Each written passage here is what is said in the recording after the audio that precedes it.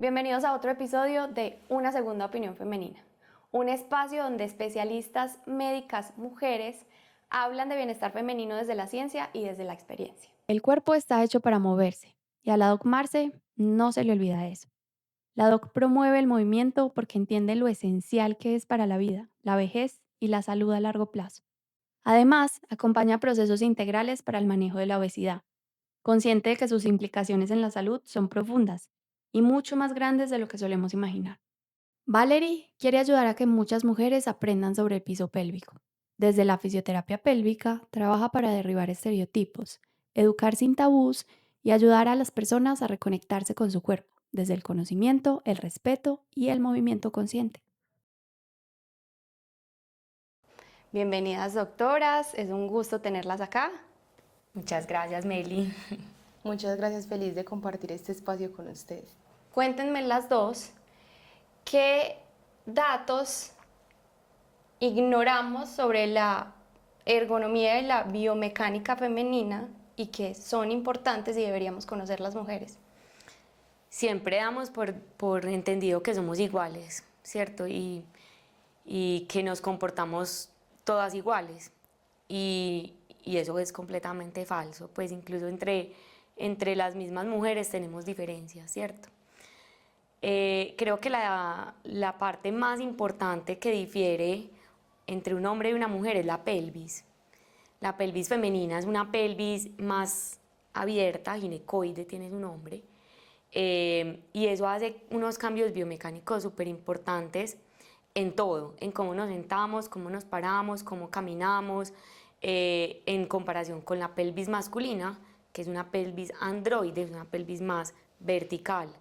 Esa orientación más horizontal de la pelvis femenina ya de por sí hace que las piernas tengan a veces que hacer unos ángulos diferentes, por eso caminar, pararse, sentarse va a ser diferente. Entonces si vamos a entrar desde ese punto central, o ese punto medio, que es un poquito más abajo del punto medio, pero que si es un eje principal, ya hay diferencias.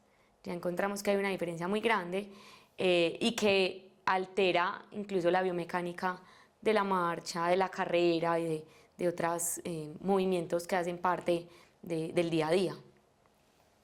Bueno, acompañando lo que dice Marce, pues esa amplitud de la pelvis femenina también es para poder dar a luz y para poder también como tener ese bebé durante todos esos meses. Entonces, por eso también que cambia mucho entre un hombre y una mujer todo ese tema. Claro, el tema de que podemos cargar y también producir otro ser humano cambia radicalmente la forma en la que estamos compuestos. Claro, y esa es la biología. O sea, de hecho, los perros, que también son mamíferos, las perras, la pelvis de las perras es diferente a la pelvis del perro. ¿Qué pasa? Que nosotros, el humano, al adoptar la posición erguida, en bipedestación, en solamente dos apoyos, tiene que generar ciertos cambios a nivel de la columna, a nivel de los hombros, a nivel del cuello, para poder mantener el equilibrio y poderse movilizar. Entonces hace que la pelvis femenina tenga de la mujer, del humano, sea un poquito más diferente que en otras especies, que no se nota tanto esa diferencia. Pero sí, en todos los mamíferos, las hembras están diseñadas para gestar. Entonces, precisamente por eso es que es esa orientación abierta de la pelvis. ¿Qué otras diferencias existen entre esa biomecánica de la mujer y del hombre que no estén precisamente relacionadas con el tema de reproducción? Bueno, nosotros va directamente relacionado y es por el hecho de que nosotros tenemos los senos, ¿cierto? El tejido mamario hace que la mujer tenga que, por así decirlo, cargar un peso adicional en el tórax que va a generar ciertos cambios o ciertas adaptaciones a nivel de la columna dorsal. Pero si entramos ya a otros factores diferenciales, empiezan a aparecer hormonas. Nosotras somos más de estrógenos, de progestágenos, los hombres son más de testosterona. Todo eso va en relación con el poder gestar, porque la testosterona si nos remontamos allá a los cavernícolas, pues el macho era el que tenía que salir a cazar y a buscar la comida, entonces tenía que tener unos músculos que fueran más fuertes, más resistentes, más veloces, mientras que la hembra se iba a quedar más cuidando a las crías o formando su familia, entonces ella iba a tener que tener más grasita para poder aguantar frío, para poder aguantar periodos de hambruna, porque no sabíamos cuándo volvía el macho. Entonces esos cambios a nivel hormonal, pues todavía nosotros ya no es así, pero ya no cazamos, ya no tenemos que ir a buscar a las cavernas, a las cuevas, pero esos cambios hormonales siguen estando diferenciando al hombre de la mujer. Algo tan fisiológico que es el ciclo menstrual. O sea, nosotras no somos la misma la primera semana del mes que la última semana del mes, por ese influjo hormonal. Entonces ya no es tanto biomecánicamente, porque aquí ya estamos hablando desde la parte biológica, pero sí desde el punto de vista metabólico y biológico tenemos diferencias, empezando por ahí, por algo tan natural en nosotras que es el ciclo menstrual. Entiendo. Por esto mismo hay ciertas lesiones a las que quizás seamos más propensas. Claro que sí, sí somos más propensas a muchas lesiones. Afortunadamente, hoy en día en el deporte podemos decir que la mujer ya está mucho más incluida. Si vamos a la historia de los Juegos Olímpicos, al principio eran solo los hombres los que podían participar en los deportes, ahora no, ahora incluso tenemos deportes que solo son femeninos y que no hay la rama masculina. Pero sí tenemos más propensión a sufrir unas lesiones específicas, por ejemplo, a nivel de rodilla. A nivel de rodilla podemos ser más propensas a sufrir de rupturas o lesiones del ligamento cruzado. Por ese mismo influjo hormonal, nuestros ligamentos y tendones son un poquito más frágiles, entonces podemos tener más esguinces, torceduras, desgarros. Eso hace que nuestros entrenamientos tengan que ser mucho más conscientes o que tengan que tener ciertos diferenciales con un entrenamiento generalizado. Sin embargo, los hombres también tienen sus lesiones propias, pero eso nos hace, por así decirlo, especiales, no nos hace... no por decirlo diferente, sino que necesitamos un entrenamiento específico para evitar esas lesiones. ¿Qué pasa en el caso, por ejemplo, del suelo pélvico? Bueno, en el caso del suelo pélvico, digamos que las mujeres estamos predispuestas a más lesiones del piso pélvico. Obviamente por todo el tema de tener un bebé, de gestar, todos esos músculos del piso pélvico se ven debilitados en esa zona y tienen que fortalecerse para evitar como todas esas disfunciones. En el caso de los hombres, digamos, ellos no tienen que gestar, pero no quiere decir que por eso no tengan disfunciones del piso pélvico, pero es más común en las mujeres. Ya vemos que ambos cuerpos son bastante diferentes. Y el hecho de que los cuerpos sean diferentes quiere también decir que los resultados deportivos son diferentes. Pasa mucho que las mujeres le tienen miedo a volverse grandes, a volverse musculosas por llevar ese mismo ritmo deportivo que un hombre, y realmente los resultados no van a ser los mismos. Meli, completamente de acuerdo. O sea, no hay que tenerle miedo a entrenar el músculo. El músculo, y yo se lo digo a mis pacientes, creo que todos los días repito esta frase, el músculo es nuestra monedita de oro. El músculo es ese secreto que nosotros tenemos para una vida de calidad, ¿cierto? El músculo ahora ha cogido un protagonismo súper grande, podría decirse que está de moda. El músculo está de moda en los mismos profesionales de la salud, y es porque nos empezamos a dar cuenta, o todos empezaron a dar cuenta, que si yo no trabajo el músculo, a largo plazo no voy a tener calidad de vida. Resulta que cuando tú ves una ecografía de un bebé gestante, o sea, un bebé, allá primera, segunda ecografía, llegas tú donde el médico, te ponen el ecógrafo, semana 9, 10 de gestación, y lo primero que te va a decir es, mire mamá cómo se mueve.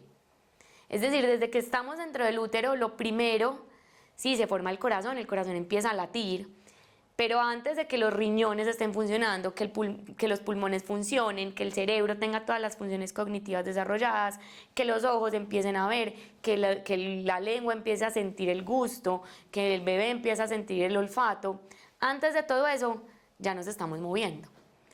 ¿Y qué ha pasado? Que se nos olvida que nosotros desde antes de nacer ya nos estábamos moviendo. Y caemos en un mundo en donde el sedentarismo es lo normal. Tú sales a la oficina, te sientas en un escritorio y te quedas ahí. Y estás quieto. ¿Y qué pasa? ¿Y cuál es la visión o a ti te pintan un abuelito y tú te lo imaginas sentadito en una silla? Tú no te lo imaginas haciendo ejercicio, ni caminando, ni corriendo por el parque. Diferente a que si te dicen un niño, tú al niño lo ves corriendo, saltando y brincando. Resulta que si yo no trabajo el músculo, voy a llegar a eso, a no poderme mover. Y no poderme mover cada vez va a ser una razón más para tener un riesgo de mortalidad. Y de hecho la inactividad física se considera la cuarta causa de muerte en el mundo por la Organización Mundial de la Salud. Cuarta causa, impresionante. Está por debajo de los accidentes y de la enfermedad cardio y cerebrovascular. Entonces, movernos o entrenar el músculo no nos debería dar miedo. Ya hablamos que los hombres y las mujeres tenemos diferencias en hormonas, biomecánicas. Esas diferencias hormonales van a hacer que nosotras tengamos una respuesta a nivel del músculo diferente a la que tienen los hombres. Entonces, sí, podemos generar hipertrofia, músculos más grandes, el fisicoculturismo también se ve en las mujeres, pero incluso en esos extremos, nunca la mujer fisicoculturista se va a ver igual al hombre fisicoculturista. ¿Cuándo se van a ver iguales? Pues cuando se inyectan hormonas, testosterona específicamente, para buscar esa igualdad o ese tamaño de músculo. Pero si yo lo hago de forma natural, yo no necesito inyectarme hormonas, pero voy al gimnasio y le quiero dar duro a los músculos, a la fuerza, sí, mi músculo va a crecer, pero no necesariamente me voy a volver igual que un hombre. Y según cómo uno planifique el entrenamiento, y ahí está el arte de la prescripción del ejercicio, según cómo uno organiza ese entrenamiento voy a tener unos resultados, ya sea a crecer el músculo, a volverlo más fuerte, o a volverlo más fuerte, más potente y más sano, que eso es lo otro que yo puedo buscar, que sea más, no es que yo no me quiero ver grande, yo me quiero ver marcadita, sin necesidad de verme grande, sin tener que decir, entonces no hagas pesas, no. El músculo tiene muchas otras funciones de las que quizás como que pasamos desapercibidas, ¿cierto? Por ejemplo, funciones en el metabolismo, funciones para regular el azúcar en la sangre. Cuéntame cuáles son esas funciones. Uy, no, entramos en un tema espectacular. El músculo, en la Facultad de Medicina nos enseñan que el músculo es un montón de nombres. Y entonces este se llama bíceps, tríceps, y nos dicen un montón de nombres y en eso nos centramos cuando aprendemos de músculo. Pero si vamos más allá y entramos ya en una fisiología diferente, que es la del movimiento, empezamos a entender que el músculo tiene un montón de funciones. El músculo tiene la capacidad, cuando se contrae de forma voluntaria, por eso es importante entrenarlo, porque no es solamente que él está ahí ya, no, yo necesito contraerlo y voluntariamente, es decir, yo pensar, voy a doblar el codo, o no lo pienso, lo hago de forma autónoma, sin necesidad de repetirlo, pero ese ejercicio repetitivo va a empezar a hacer unos cambios a nivel de todo el cuerpo. El músculo es capaz de producir unas sustancias que pueden viajar por todo nuestro cuerpo. Entonces, sí, si yo trabajo las piernas, también me sirve para el corazón. Dentro de esas funciones está regular el sistema inmunológico. El músculo es capaz de producir citoquinas que ayudan a regular el sistema inmunológico. Ayuda con la inflamación, es un regulador de inflamación y produce sustancias que pueden antiinflamar, es decir, disminuir la inflamación. A nivel del azúcar, el músculo en la célula, la contracción repetida del músculo va a producir unas respuestas a nivel del núcleo de la célula para que unas compuertas especiales que tienen las células se abran y permitan la entrada de ese azúcar circulante. Entonces, si yo sufro de diabetes, resistencia a la insulina, el hecho de hacer ejercicio va a hacer que yo no tenga que depender o necesitar tanto medicamento. O sea, va a ser como un medicamento más. El músculo libera sustancias que ayudan a controlar la presión arterial. Y ya sabemos que ese entrenamiento de los músculos ayuda en la demencia y en el deterioro cognitivo. Genera hormonas de felicidad en el cerebro. Entonces, cuando yo hago ejercicio, contracción repetitiva del músculo, ese es el ejercicio, programada y planificada, voy a liberar sustancias que pueden llegar a ser tan potentes como consumir una sustancia psicoactiva y producir sensación de felicidad y placer a nivel cerebral. Entonces, ansiedad, depresión también se ven beneficiados por hacer ejercicio. Regula la frecuencia cardíaca, ayuda a que nuestro corazón esté más saludable. Y además, pues aumenta el gasto calórico. Al aumentar el gasto calórico, pues voy a tener que gastar esas reservitas de más que tengo de grasa y voy a mejorar y regular colesterol, triglicéridos. Entonces, si vemos, el hecho de la contracción muscular va más allá que verse bonito o que marcar el músculo, sino que tiene un montón de factores adicionales. El músculo se pega al hueso para poder generar movimiento. Entonces, la contracción repetitiva del músculo hace que los huesos sean más fuertes y previene la osteoporosis en mujeres, sobre todo en mujeres posmenopáusicas, que son las que más riesgos tienen de osteoporosis. Entonces, músculo, un montón de funciones, sino que nadie le daba tanta importancia. Ahora, hoy en día, ya sabemos que es demasiado protagonista. Esto me da más o menos una idea, pero ¿por qué es tan riesgoso llegar a la vejez con una masa muscular reducida? No es solo la masa muscular, sino también la calidad del músculo, porque yo puedo tener una masa limítrofe, no necesariamente puede ser el supercuajo a los 80, pero sí que ese músculo sea efectivo. El principal riesgo, pues además de todo el metabólico que hay alrededor de la diabetes, la hipertensión, la dislipidemia, el colesterol alto, es la parte funcional. Si yo dejo de practicar algo, yo sé hablar inglés y yo dejo de practicar inglés, a mí se me va a olvidar el inglés. Y entonces yo me enfrento y me voy, viajo al exterior y resulta que yo era la mejor en inglés cuando estaba en el colegio, pero si dejé de practicarlo, pues a mí me dicen hello y hasta ahí llegué. Lo mismo pasa con el músculo. Si yo dejo de practicar o de hacer una actividad a largo plazo, ¿cuál es el riesgo? Pues que primero va a caminar más lento, más torpe, por así decirlo, entonces los pasos van a ser más dificultosos, va a tener más riesgo de tropezar y caer, van a hacer movimientos con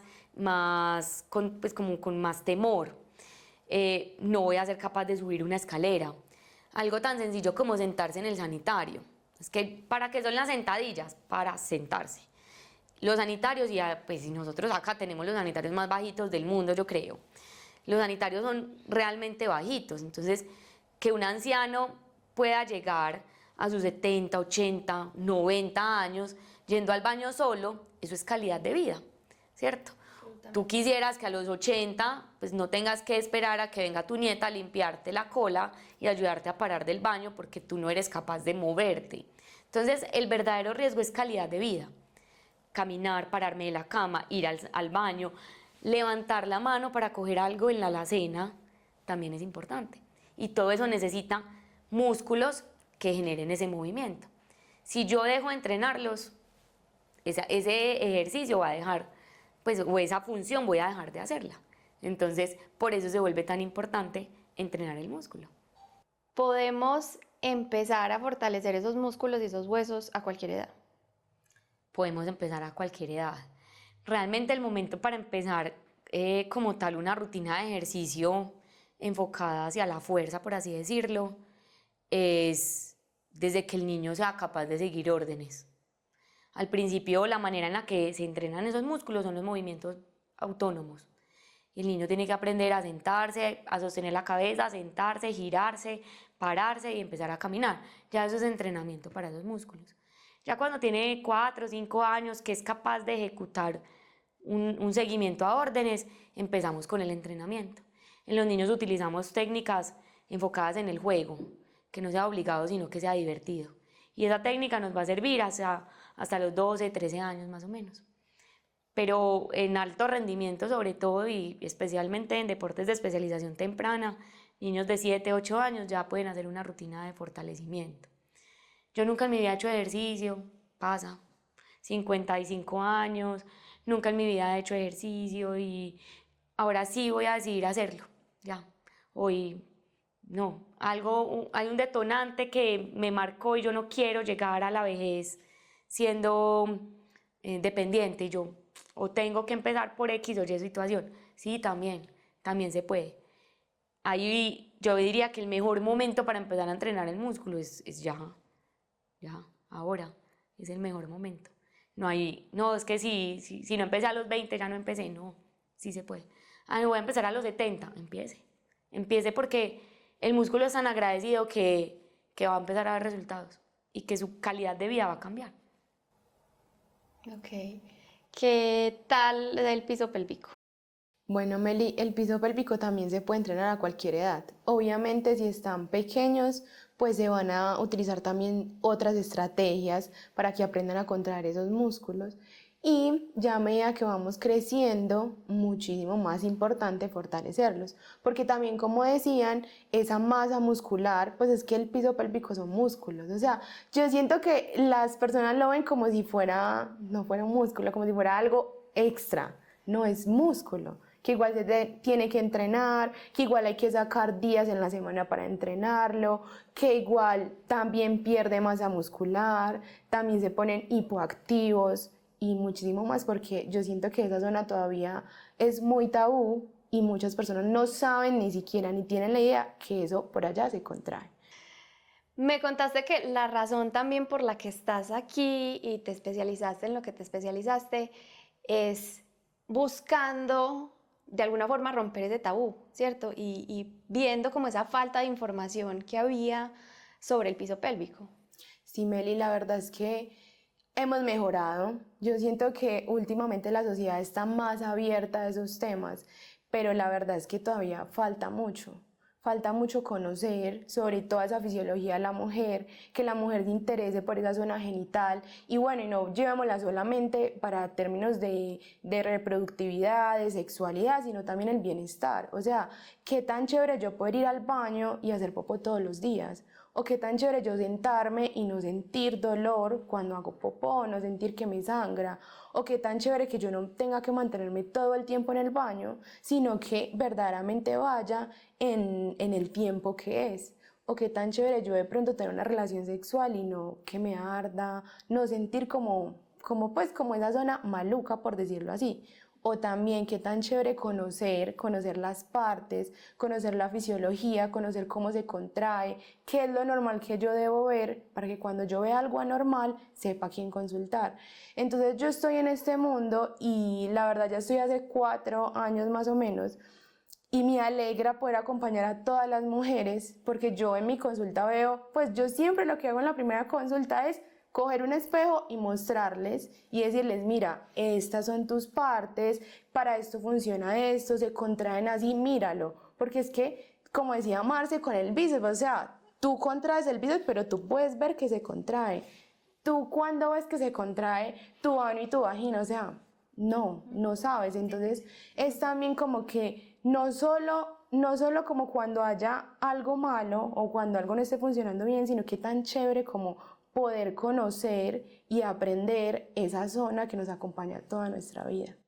Y sabes que otra cosa ahí súper importante es que la sociedad misma nos ha normalizado que con el paso de los años es normal tener incontinencia de esfuerzo, pues que estornudo y se me salen goticas, o que si tuve un embarazo eso es normal. Eso no lo han normalizado y eso no es así. Y ahí es donde entra el arte de la terapia de piso pélvico a decirnos que eso no es normal, eso no debería ser así.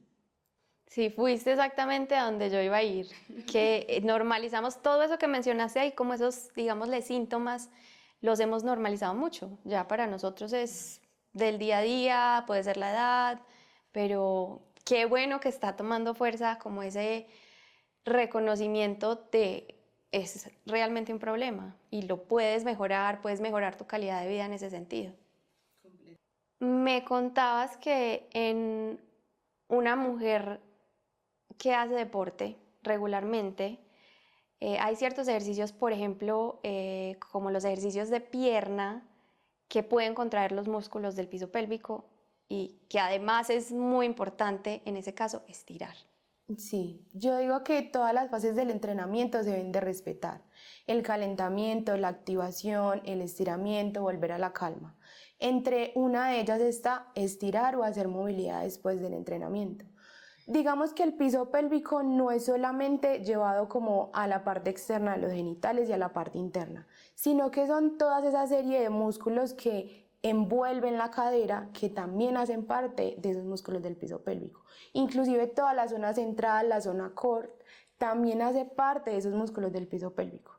Entonces, ¿qué pasa si yo voy al gimnasio, hago una rutina súper fuerte de pierna y me voy para mi casa y no estiro? Esos músculos del piso pélvico, o sea, no con una vez, pero indirectamente, como haciendo todo eso sucesivamente por largos periodos de tiempo, van a generar de que esos músculos se me tensionen, se me hiperactiven y de ahí todas las consecuencias que traen. Yo soy una persona muy activa y me encanta moverme. Y me imagino que el día que yo llegue a estar embarazada no me voy a querer quedar quieta. Es una locura querer entrenar estando embarazada. No es una locura, es lo que todas las mujeres deberían de hacer. Porque yo siento que el parto es una maratón que todas queremos correr, ¿cierto? ¿Qué pasa si no estamos preparadas para ese momento? Pues obviamente el parto no va a ser muy bueno. Nosotras necesitamos tener fuerza, no solo cuando estamos embarazadas, sino que también tenemos que pensar en ese posparto. Es una realidad, y me pasa mucho en consulta, que las mujeres después de tener su bebé, todos los músculos de la cadera quedan totalmente sin fuerza. ¿Qué pasa si tú a inicios, cuando se pueda, pues a inicios del embarazo, empiezas a entrenar y acompañas todo tu embarazo con entrenamiento? Pues obviamente ese posparto va a estar mucho mejor, ese parto va a estar mucho mejor. Digamos que para el parto necesitamos muy buena movilidad de la pelvis. ¿Por qué? Porque nuestro bebé se tiene que ir encajando y entre más está encajado, más fácil va a salir. Pero si yo no me muevo, yo no hago ejercicios de movilidad de cadera, yo no abro los diferentes estrechos de la pelvis, pues ese bebé no va a estar encajado y obviamente ese parto no va a ser tan chévere. Pero si yo me muevo, si tengo los músculos fuertes, va a ser más fácil. Y no solo el hecho de entrenar, sino también la terapia de piso pélvico. Tener un bebé en el útero implica carga para esos músculos del piso pélvico, que obviamente se van a tensionar. Y si están tensionados, obviamente esa cabeza de ese bebé no va a salir tan fácilmente. Es el dichoso o el famoso masaje perineal que llaman muchas, ¿cierto? Digamos que ya últimamente todo el tema del embarazo, hay demasiada información, pero qué verdaderamente sirve y qué verdaderamente no. Si tú me dices, vale, si yo me muevo, me va a ir muy bien en el parto, sí, téngalo por seguro. Y si lo acompañas de terapia de piso pélvico, de movilidad de la cadera, te va a ir muchísimo mejor. Digamos que en la consulta yo acompaño a muchas mujeres y es algo que amo con mi vida y que me llena de propósito, y es también preparar a ese papá, dónde se tiene que hacer en la sala de parto, qué ejercicios le puede ayudar para controlar el dolor, qué ejercicios pueden hacer juntos para favorecer la dilatación, que es otro tema. Si no te mueves, no dilatas. Entonces mira que, como decía Marce hace poquito, desde pequeños nos movemos y ¿por qué vamos a pretender en ese momento quedarnos quietas? Está bien que no siempre vayas a querer moverte, porque digamos que en los últimos meses o en las últimas semanas no se van a querer mover. Pero lo poquito que se muevan, con eso es suficiente en las últimas semanas. Yo diría que es una completa locura pensar en no hacer ejercicio durante el embarazo.